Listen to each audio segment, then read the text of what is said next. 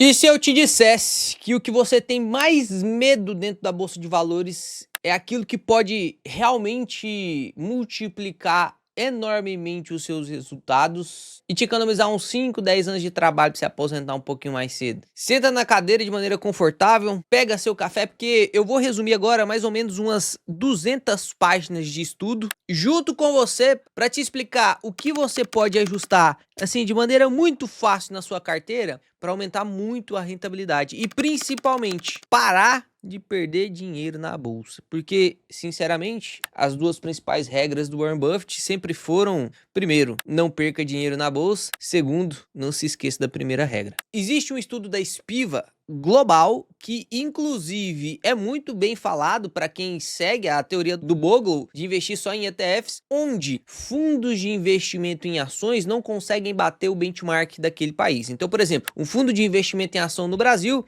não consegue bater o Ibov. O fundo de investimento em ação dos Estados Unidos não consegue bater o SP500. E confesso, realmente isso é verdade. Só que daí dá pra gente tirar uma coisa muito, mas muito legal. Os que vencem estão fazendo alguma coisa diferente, né? O que eu ganharia se eu tirasse um pouquinho do meu tempo para olhar os fundos que vencem? Porque mesmo cobrando taxa, mesmo tendo resgates quando o gestor não espera que teria, mesmo assim ele consegue bater a média. Alguma coisa de diferente eles fazem. E eu já venho com essa prática de estudar esses fundos de investimento em ações que batem a média há muito tempo. E cheguei recentemente em um fundo que é pouco conhecido, inclusive ele é bem pequenininho. A gestora tem apenas 501 milhões sob custódia. Só que dá uma olhadinha nesses últimos 13 anos aqui da Ártica. Ela ganhou não 23%, não 238%, mas absurdos 2.384% de rentabilidade nos últimos 13 anos. Isso dá 28,5% ao ano no mercado brasileiro. O que esses caboclos fazem que ganharam tanta rentabilidade? Rapaz, esse vídeo vai ficar brabo. E se você é novo aqui, eu já te peço o seu like. A inscrição você deixa no final, se realmente for um vídeo diferente do que você está acostumado a ver nesse mundo e nicho dos investimentos. Agora você que já segue, deixa seu like aí e confere se você está inscrito, porque o YouTube tem essa palhaçada de desinscrever algumas pessoas. Numa das mais recentes cartas que a gestora Ártica soltou, ela falou, olha o título: por que gostamos da volatilidade da Bolsa Brasileira? A volatilidade é algo muito temido por você. Você vai entender o que é, como funciona, como dá para você aproveitar disso e como isso pode te destruir. E sem brincadeira, eu separei muito estudo aqui, meu amigo, para te mostrar sobre esse efeito de volatilidade e o quanto você pode ganhar ou perder, não só no Brasil, mas em todos os mercados de capitais. Então é uma regra. Se algo se repete aqui no Brasil, nos Estados Unidos, na China, na Inglaterra, em qualquer lugar, meu amigo, começa a se definir aí um ponto de inflexão que realmente precisa ser respeitado. Então aqui ele começa a citar, e eu quero ler um pedaço dessa carta aqui com você, mostrando os pontos principais para a gente passar para os estudos, beleza? Este ano o Ibovespa começou com 161 mil pontos, subiu até quase 200 mil pontos e recuou para 172 mil pontos. Nesse intervalo não houve grandes mudanças no cenário macroeconômico brasileiro, mas tivemos a crise do Estreito de Hormuz, o evento mais relevante no cenário global. O episódio não é uma exceção na história do nosso mercado de ações. Nos últimos 5 anos houve 2 períodos em que o Ibovespa caiu mais de 20% em menos de 6 meses e 4 períodos em que o Ibovespa subiu mais de 20% no mesmo intervalo. A volatilidade alta é característica do nosso mercado, mas não o torna ruim. Entendendo de onde ela vem e operando com a estratégia correta, é possível gerar retornos consistentes aqui. Nosso próprio histórico é exemplo disso. O nome do fundo, né? 13 anos de investimento completado no mês passado com retorno médio de 28,5% ao ano. Então, merece um pouquinho da sua atenção, por mais que seja para discordar, beleza? Vou te explicar primeiro o que é volatilidade para que você consiga entender o restante da explicação que eu vou deixar aqui. A volatilidade ela é muito confundida com risco pelos investidores, principalmente os que estão começando. Mas a volatilidade não é risco. A volatilidade tem uma diferença bem pequena de risco. É o quanto aquele ativo balança para cima e para baixo. Exemplo na tela? Dá uma olhada aqui. Banco do Brasil. O que é volatilidade e o que é risco? O quanto o Banco do Brasil sobe e desce é o que a gente chama de volatilidade. Então, subiu lá na casa dos 30, desceu para 24, subiu de novo para 29, caiu para 18, aí foi para 21, voltou para 19. Isso aqui é volatilidade, é o quanto o ticker varia. Então, vol, que como normalmente é carinhosamente chamada pelos day traders, é diferente de risco. Léo, o que é risco? Risco é consequência da volatilidade. Em uma dessas pernadas aqui que ela cai, por exemplo, caiu de 30 para 18. A queda do 18 ser por perda de fundamento. E essa perda de fundamento realmente gerar uma perda de capital. Perda de capital. Como assim, Léo? Pô, agora realmente o Banco do Brasil não consegue sair dos 18 e reiniciou a sua estrada de valorização a partir dos 18. Isso é risco. E normalmente a galera que define risco de maneira mais pujante é aquele tipo de queda que normalmente não terá retornos posteriores. Então você literalmente teve perda de capital. A diferença entre vol e risco fica um pouquinho difícil de entender, mas é muito fácil quando a gente usa empresas gigantescas, como por exemplo o Itaú, que estava cotado a R$ 50 e caiu para 37. Isso foi um balançar da cotação. Muita gente confunde com risco, mas o risco é a determinação de perda de capital. Se caiu dos 50 para os 37, sem perda de fundamento, sem alteração no cenário macroeconômico, isso na verdade é uma volatilidade irracional, inclusive, por parte do mercado brasileiro, que é uma das grandes vantagens do mercado brasileiro, que é justamente isso que a Ártica aqui está justificando. Então, comprar Itaú aos R$ 50 era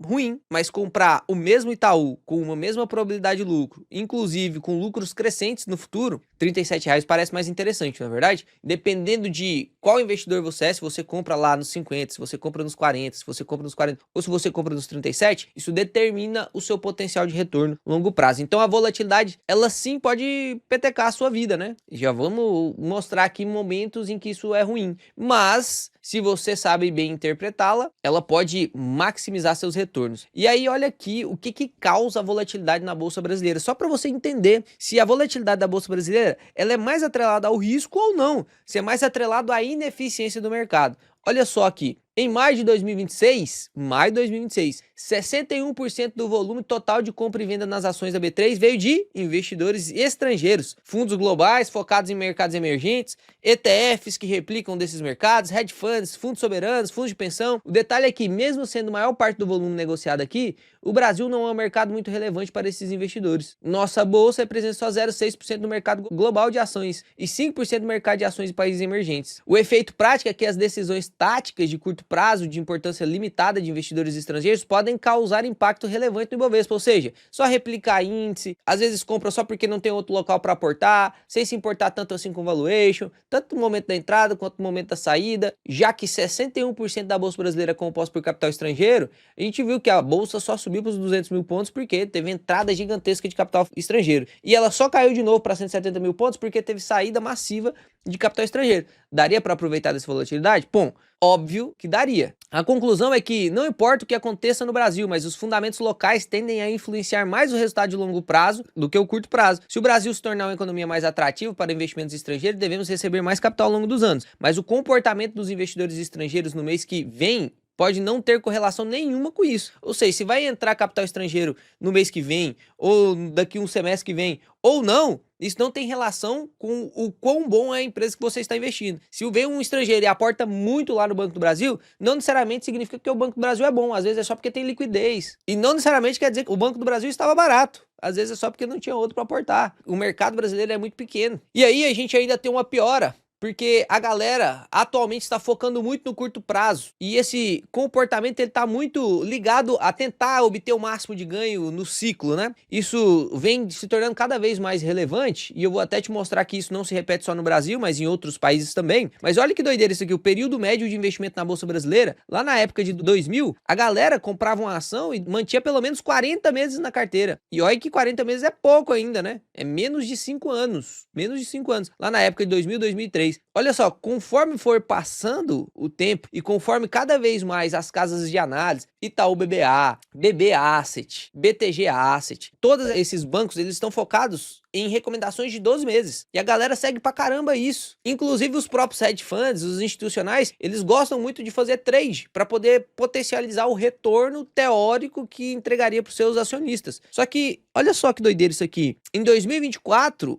a média, olha que loucura, a média de retenção de uma ação na carteira é de 8 a 9 meses. Você compra uma ação e fica com menos de 8 a 9 meses, tentando sempre sair no máximo e entrar no mínimo. Será que isso aqui é vantajoso mesmo, você ficar fazendo isso? Vou te mostrar um estudo sobre isso. E a tendência é que continue diminuindo, né? A tendência é que os investidores fiquem cada vez mais day traders. E aqui, olha só, parte dessa redução do prazo médio de retenção das ações vem do aumento de participação de fundo quantitativo. Fundo quantitativo não olha fundamento, olha só análise qualitativa e fica comprando e vendendo um robozinho mesmo. Então, se saiu alguma parte quantitativa de uma empresa, ele vai lá e vende, que é chamado de os traders de alta frequência, né? Mas também observamos diretamente em conversas com gestores de fundos de ações e investidores individuais que boa parte dos investidores brasileiros é bastante sensível à oscilação de preço. Volatilidade. A galera é sensível à volatilidade. Se sobe demais, a galera já quer reter lucro. Se cai demais, normalmente a galera sai no prejuízo também. Então, a galera hoje investe, você não vai mais fazer isso, porque eu vou te provar por A mais B. Ainda temos 7 estudos para passar aqui. O vídeo vai ser longo. Que se você movimenta muito a sua carteira, seja em momentos de alta, seja em momentos de queda, em geral você terá um resultado muito pior do que aquele que se você não movimentasse assim. É óbvio que a gente não pode ser burro e não podemos ser pacientes igual a seleção brasileira foi com a Noruega, de só ficar assistindo eles jogarem e ficar só assistindo a sua carteira. Não é sobre isso também, você tem que tomar decisões ativas também dentro da sua carteira, mas que essa atividade não seja extrema a ponto de ser irracional. As suas tomadas de decisões, seja de venda, seja de compra, tem que ser pautada em algo racional. E o que é o algo racional? Análise qualitativa e valuation. Mas a gente vai chegar lá. E aqui eles finalizam. A oportunidade que surge. O ideal do investidor fundamentalista, nós que analisamos fundamentos da empresa, nós não somos day trade, a gente quer comprar uma ação, se Deus quiser, e essa é a nossa vontade, manter essa ação pro resto da nossa vida. Comprar a taezinha lá e ela nunca oscilar, nem a ponto de fazer justificativo de venda para cima, nem a ponto de fazer justificativo de venda para baixo por perda de fundamento. A gente quer que ela cresça,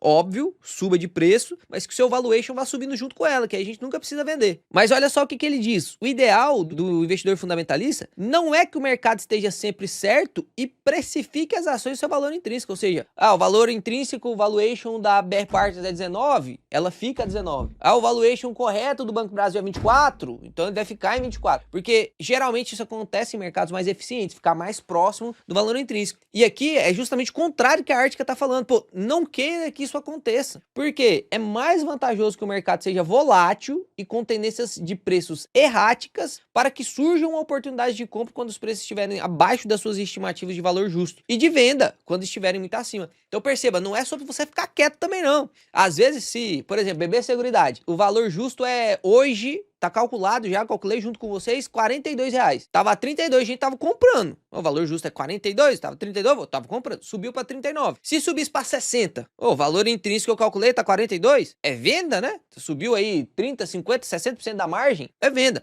Então perceba, o que ele tá falando é, como a análise de preço é muito errática aqui no Brasil, você vai ter descolamento para quando tá muito alto e descolamento para tá muito baixo. Você pode ser um buy and hold que não precisa vender. Só compra quando estiver baixo. Aí seu retorno já vai ser excepcional. E se você quiser uma gestão mais ativa ainda, você pode vender quando estiver mais baixo e vender também quando estiver mais alto. Você maximiza o seu retorno. E olha que legal, a volatilidade do resultado de uma empresa é diferente da volatilidade de preço de suas ações. Em um mercado em que os ativos são bem precificados, essas duas variáveis deveriam coincidir. O preço volátil deveria ser reflexo de resultados voláteis. Mas não é o que acontece aqui no Brasil, né? O próprio caso da VEG, caso do Itaú, descola demais, né? Nesse caso, a volatilidade de preço não é uma fonte de risco, mas sim de oportunidade de investimentos. E temos convicção que a Bolsa Brasileira se encaixa nesse segundo caso, de oportunidade de investimento. E aí agora eu quero mostrar para vocês alguns estudos sobre volatilidade. Já estrada seu pescocinho, já meiamos aqui o vídeo, eu acho. Mas como eu não quero que você assista os meus vídeos e pense, pô, é só mais um que tá falando da boca para fora. É só mais um que tá, sei lá, falando o que acha. Não, não.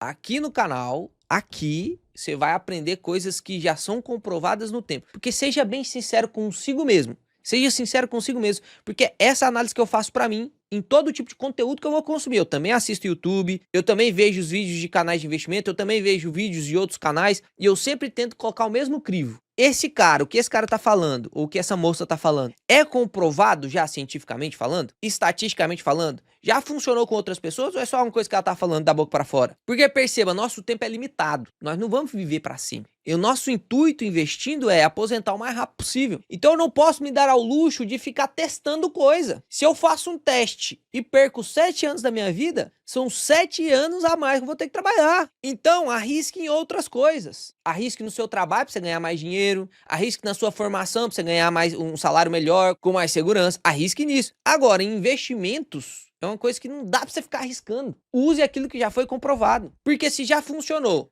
há 10 décadas atrás, há 7 décadas atrás, há 5 décadas atrás, há 3 décadas atrás, se está funcionando na última década, em geral o efeito Lindy vai te proteger e vai garantir que isso tenha uma taxa de sucesso muito grande para acontecer futuramente também. Você não precisa reinventar a roda, meu amigo. Você não precisa acreditar em pessoas que te entregam planos mirabolantes que vão dar certo demais em pouco tempo e a hora que você pergunta da onde você tirou isso, não tem estudo. Então eu quero te apresentar, e aqui no canal, se você é novo, você sempre vai ter esse conteúdo baseado em evidência aqui, para que não fique um negócio de, aquilo lá, será que foi o Léo falou? Da onde que ele tirou? Fontes da minha cabeça? Não, não, não, não. Aqui, Deus o livre. Então o primeiro estudo que eu vou pegar aqui é do nosso próprio Banco Central do Brasil, tá? Eles fizeram um estudo, normalmente eles fazem esses trabalhos para as discussões mesmo, e aqui eles fizeram um estudo sobre os retornos de longo prazo no Brasil, né? Se a volatilidade ajuda ou não nos retornos. E olha só que interessante isso aqui. É óbvio que eu vou ter que resumir os estudos aqui, né? Porque, por exemplo, esse aqui eu tive que ler 40 páginas, mais ou menos, para chegar na conclusão. Tem outro estudo aqui de 19 páginas, outro de 18, outro de 24. Então não dá para me ler tudo aqui com você. Se você quiser estudos destrinchados, metodologia destrinchada, montagem de carteira destrinchada, se você quiser saber ponto percentual de colocar na carteira, como rebalancear, estudo de prêmio Nobel para você aplicar na sua carteira para ser infalível, aí você tem que entrar na mentoria. Daqui a pouco não vai abrir esse negócio aí, daqui uns 2 meses mais ou menos vai abrir esse negócio. Não tem nem lista de espera ainda, porque lá eu tenho mais tempo, 500 aulas, né? Aí lá tem mais tempo. Mas olha o que o Banco Central quis provar nesse estudo. E é um estudo em inglês, inclusive, pra você ver que ele tá fazendo pra fora também, né? Pra que seja um estudo pros gringos verem também. Olha que doideira isso aqui. Se a gente pega o retorno médio de 1968 até 2019... Então não é um estudo tão antigo assim não, até 2019, antes da pandemia. Se a gente pega essa janela de tempo, que é a janela de tempo normal de um investidor que começou a investir ali com 20 anos, é uma janela de tempo normal. É óbvio que quem está começando com 30, 40, 50 anos vai ter uma janela de tempo menor. Mas aqui o que o Banco Central quis provar foi o seguinte: a Bolsa Brasileira, ela se entrega bons rendimentos. Ela tem uma volatilidade muito maior, mas ela entrega assim, se você só comprou e só manteve, bons rendimentos, de 21,3% por ano. Então, conseguir 28,5% ao ano, no caso da Ártica, mano, se você só mantém os seus ativos, na média, você vai conseguir 21,3%. É óbvio que tem que ser em bons ativos. É óbvio, isso é óbvio. A gente nunca tira isso aqui de premissa. Não é você comprar qualquer tipo de ativo e ficar esperando e carregando ele para sempre, não. Tem que ser bons ativos. E aqui ele fez uma comparação da volatilidade do mercado brasileiro com a volatilidade do mercado americano. O mercado americano entregou um pouquinho menos de rentabilidade que o mercado brasileiro, só que a volatilidade do mercado americano foi 17%, enquanto a do Brasil foi 67%. Tem duas formas de você olhar essa informação, tá? Duas formas de você olhar essa informação. Tá lá na página 10 deste estudo aqui, depois se você quiser é só você baixar o estudo e ler ele na íntegra. Tem duas formas de você olhar essa informação. Pô, eu vou investir só nos Estados Unidos, porque lá o retorno é muito parecido, fica 10% abaixo, mas eu tenho 20, 40% a menos de volatilidade. Então, para mim, não faz sentido correr essa volatilidade, porque eu não tenho estômago para isso. Ou você pode olhar da seguinte forma, que é um investidor de bom senso, aquele para quem eu estou gravando esses vídeos, aquele quem eu quero que você se torne, porque é o que eu tô tentando me tornar cada vez mais. É óbvio que a gente vai sempre melhorando, mas é aquele que olha para a volatilidade como oportunidade e não como risco, porque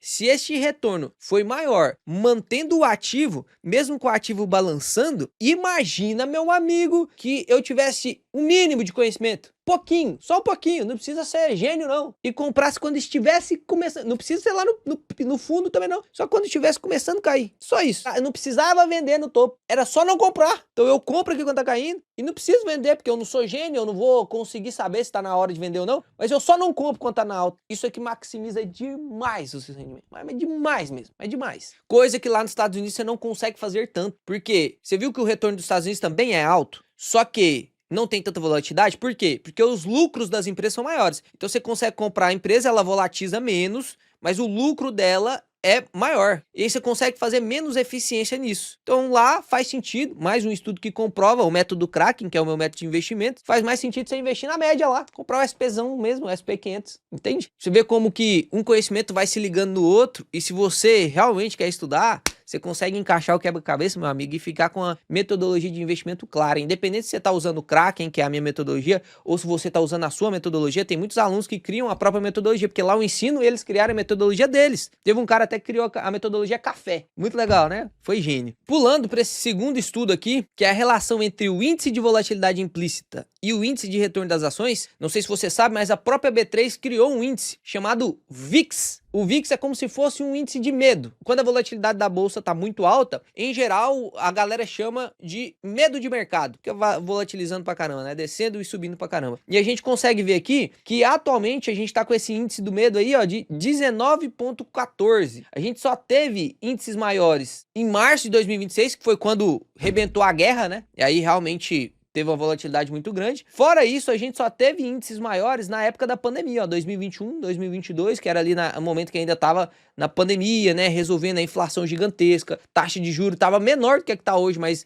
o medo era muito maior. Então você consegue perceber que depois de 2023 a gente passou por volatilidades sempre menores, e hoje a gente tá aí com a volatilidade maior, de 19,14. E aí, este estudo foi feito em cima desse índice. A Patrícia, o Vinícius e a Fátima fez um estudo aqui muito legal. A metodologia foi absurda, metodologia impecável. Sempre tem que analisar a metodologia do estudo, porque se for uma metodologia bosta, né, banal, pô, aí você consegue comprovar qualquer coisa com a metodologia ruim. Vou fazer um estudo para ver se a dieta carnívora funciona mesmo ou não. E aí eu uso só 10 pessoas por hábitos de não fumar, fazer aeróbico, vários outros hábitos saudáveis de vida, pô, perceberam que eles eram mais saudáveis do que outras 10 pessoas que comiam carboidrato, mas que fumavam, bebiam, dormia pouco, não fazia aeróbico, não fazia... Então você percebe que tem erro na metodologia? Não dá pra comparar esses dois. Então sempre analise a metodologia, tá? Senão você vai ser enganado. É porque hoje em dia a internet é uma bênção. É uma bênção. Tem muita informação, mas tem muita desinformação também. E os caras estão ficando profissional em desinformar, né? Pra comprovar seu ponto e vender alguma coisa. Tem que tomar cuidado com isso. Não que a dieta carnívora seja ruim, não. Foi só um exemplo que vem na minha cabeça, tá? Quem gosta de fazer dieta carnívora aí, inclusive é bom demais comer carne o tempo todo, né? Mas aqui, na página 13, a gente consegue ver um ponto importante. Ele faz todos os cálculos aqui, te mostra como que ele tá fazendo os cálculos para calcular esse índice do medo. E aqui ele chega num resultado.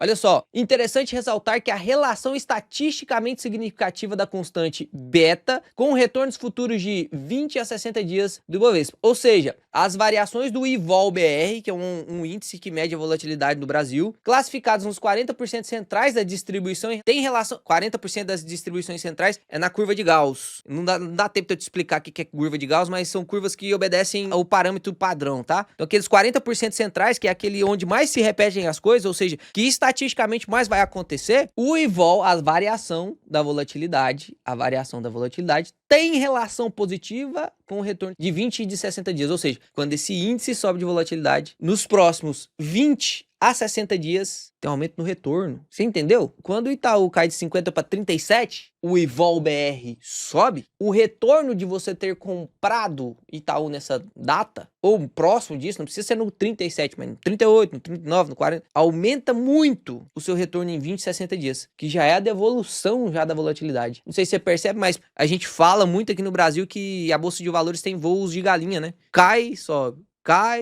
e você consegue fazer realmente boas compras no momento que cai. Você não precisa vender na hora que sobe, mas fazer boas compras na hora que cai. Observe-se ainda que o coeficiente é maior na relação de retorno futuro de 60 dias do que com retorno futuro de 20 dias. Ou seja, níveis médios de volatilidade são mais relevantes para explicar os retornos futuros do que as volatilidades extremas. Então, a volatilidade média das bolsas, e no caso do Brasil, tem uma volatilidade média mais alta, ela explica os retornos maiores para aquelas pessoas que conseguem alocar com maior eficiência. Ainda a importância de aprender a investir. E aí agora eu quero passar por um outro passo para te falar sobre um efeito chamado disposição. Existe o efeito manada, existe o efeito disposição. E não só no Brasil, que agora eu vou te mostrar um estudo brasileiro, um estudo americano também, para te mostrar que a galera ela tem uma tendência, você vai ser imune a isso, se Deus quiser. A volta e meia a gente pratica esses erros mesmo, porque isso é psicológico. Investimento também é psicológico. Por isso que o Peter Lynch fala que o principal órgão do investidor tem que ser o estômago, não o cérebro. Você tem que aguentar a pressão, né?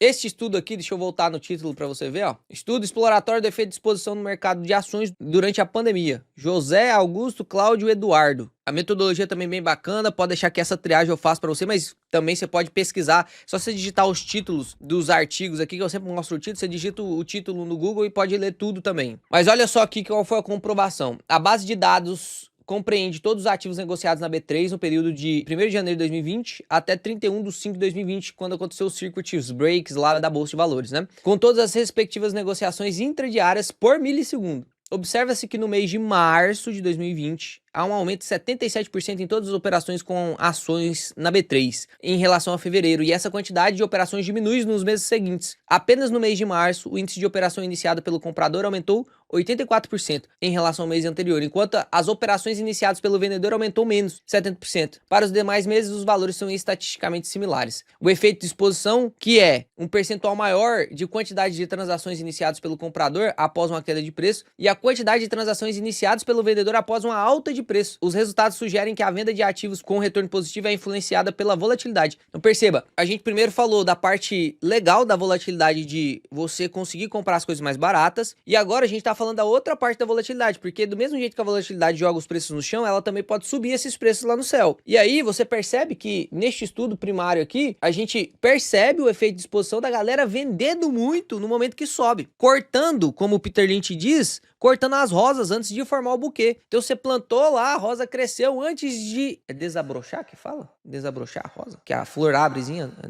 Antes da flor abrir, você vai lá e corta. Você fica só com um broto, entende? Você não espera dar os resultados. E eu vejo muita gente, inclusive a galera que entra na mentoria, já chega com essa dúvida. Léo, tô com a valorização aqui de 20% em, sei lá, Petrobras, devo vender? Ué, mas o que é isso? Se você tá perguntando isso, é porque você não sabe calcular valor intrínseco. Existe um modo aí na mentoria, 20 aulas, só explicando quando é que você tem que vender uma ação. Quando é que você tem que vender um fundo imobiliário? Porque a gente concentra muito no momento de comprar, calcular valor intrínseco, ler, fundamento, e muita gente se perde na hora de vender. A hora da venda é igualmente importante, tão quanto o momento da compra. Tem que saber. E aqui ele tá dizendo que a volatilidade influencia as vendas quando o retorno é positivo. Neste outro estudo aqui, eles pegaram 10 mil contas, então não é um estudo pequeno, tá? 10 mil contas para ver como que a galera se comportava em momentos de ganho e em momentos de perca. E olha só que loucura isso aqui. De perda, né? Perca tá errado. Perda. Olha só, essa figura resume aqui. Tá na página 1776, se você quiser dar uma olhada. Quando a gente começa a ganhar, em geral, você vai lá e corta os lucros. Você vê aqui que a galera vai vendendo, né?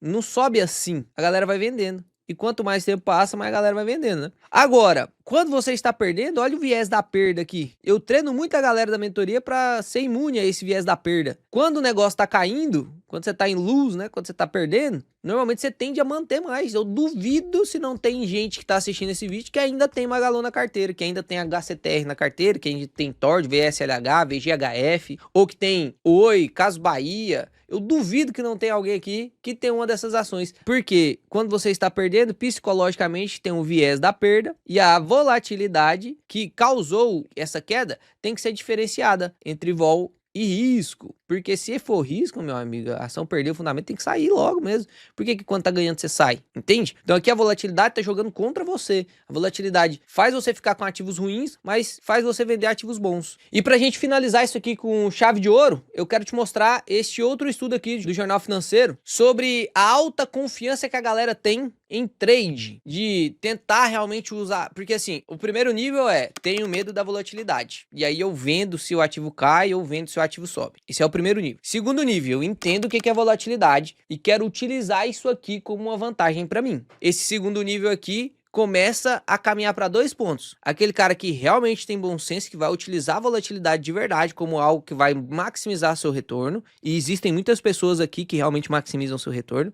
E para o outro caminho, eu sou fodão, eu entendi o que é volatilidade e agora eu vou obrigar a bolsa a me entregar mais retorno, fazendo trades o tempo todo. Então eu compro Sabesp, vendo depois, aí depois eu passo para Copasa, vendo depois, aí depois eu passo para Sanepar, e eu sempre fico fazendo esses trades. Isso já foi comprovado várias e várias vezes, tá? Eu só vou trazer aqui de novo para chegar ao seu conhecimento. Olha só, eles estudaram aqui mais de 78 mil carteiras, beleza? Durante um período de 6 anos, finalizando esse período em janeiro de 97, porque em 97 eu ia nascer. E aí eles precisaram parar de estudar pra ver a lenda, né? Brincadeira, brincadeira. É que sempre quando o estudo começa, eu termino em 97, eu tenho essa piadinha pronta, não dá pra deixar de fazer, né? E aqui eles fizeram um estudo pegando vários outros estudos anteriores, porque outros estudos anteriores também falavam sobre essas teorias de trading, né? De atividade de trade. O Grossman lá em 80, aí depois o Oden em 98, depois o Gervais aqui, Oden em 98 de novo, o Sarkovsky em 98 também. E aqui ele diz, né? Um dos resultados mais dramáticos, uma das evidências mais dramáticas é ver que a galera que tem muita confiança e que faz trades excessivos perdem pra caramba. Olha que doideira. Quem fica tradando pra caramba ganha 11,4% na média. E quem não faz trade frequentemente ganha 18,5%. Ou seja, não é sobre você deixar de comprar ou deixar de vender. Não, não, não, não. É sobre a frequência que você faz isso. A frequência tem que ser a ideal. A frequência, eu não posso sair vendendo todos os meus ativos. Imagina, meus ativos aqui tem ativos dentro da carteira que tem 100% de valorização. Se eu sair vendendo isso aí, em geral, eu posso diminuir o meu retorno. Porque se eu não sei calcular valor intrínseco, às vezes eu tô vendendo um ativo muito cedo. Quer um exemplo? Imagina que essa caneca é uma ação e ela está custando R$10, beleza? E ela me dá R$1 de lucro por ano. Então eu compro por conta desse LPA, um Earning Yield aí de 10%, beleza? Faço o valor intrínseco e tal, e chego que ela tem que custar R$14. Então tá a 10, eu vou lá e compro. Comprei. Aí ela valorizou para R$14. Valorizou para R$14. Ela bateu o meu preço teto aqui no meu valuation. Será que eu tenho que vender? 40% de valorização, mais R$1 de dividendo que ela pagou. Vamos supor que ela pagou 100% de payout, só para simplificar. Pô, eu já tô com 50% de ganho nessa ação. Será que eu saio? Só que você não analisa qual que é a situação da empresa agora. Ela tá custando R$14, só que agora o LPA projetivo é 2. Opa, calma aí. A R$10 ela pagava 1. Agora a 14 ela paga 2. Pô, ela tá custando mais caro agora? Mais caro? R$14, enquanto antes era 10. Só que ela tá entregando muito mais resultado. E aí eu recalculo meu valuation subiu para 20. Então se eu vender ela a 14, mesmo com 50% de valorização, eu estaria errando. Porque o valuation é 15, entende? Então o importante mesmo é você saber fazer análise fundamentalista, não ser um cara desesperado, nem confiante demais. Por isso que precisa de treinamento, é por isso que a mentoria dura um ano, não é um mês. Dura um ano eu acompanhando com você, respondendo suas perguntas no grupo de perguntas, justamente pra gente criar toda essa psicologia de investimento, né? Porque de nada basta você saber fazer fluxo de caixa, que eu te ensino também, calcular todos os valuations que já existem de todos os tipos de investidores que foram vencedores no longo prazo, se você não tem a capacidade de comprar ou vender quando você tem que comprar e vender. Calculei lá, o valuation é 20, mas eu vendi agora que tá 14. Pô, errou. Calculou o valuation certo e errou, entende? E aqui, ó, só pra finalizar esse videozão aí, tá aqui o gráfico que comprova que realmente você ser trade, isso já é um estudo velho, né? 95% das pessoas que fazem trade são perdedoras. E os 5% que ganha vem de média móvel, ou seja, os 5% que tá ganhando hoje não será os 5% que ganharão daqui a 10 anos, porque os 5% que ganha hoje pode ampliar, né, e fazer parte agora dos 95%. Esses 5% que normalmente ganham são pessoas novas que vêm,